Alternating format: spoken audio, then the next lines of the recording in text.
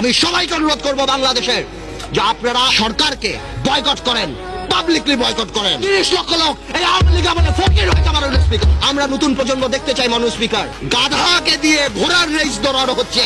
আমি জানি এই গাধা গন্তব্যে কোনোদিন পৌঁছাবে না।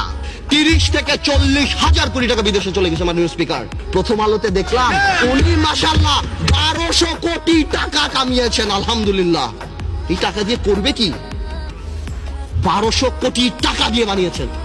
এই সমন্বয়হীনতার অভাব, বারবার যে কোনো কাজে ডিউ ডিলিজেন্স ছাড়া বিরোধী দলের উপরে আঙ্গুল উঠিয়ে দেওয়া আর শুধুমাত্র বলা এখানে করাপশন, এখানে করাপশন। যে সরকার আমাদের টেলিফোন যদি ট্যাপ করা হয়, আমরা জানতে চাই সেই দরবেশা সেই মুরিদদের টেলিফোন কেন ট্যাপ করা হয় না? যেই দেশের স্বরাষ্ট্র প্রতিমন্ত্রী শাহরুখ খানের কনসার্টে যে মাটিতে বসে, এই দেশে কি হতে পারে? মান ইজ্জত কোথায় যায় আমাদের?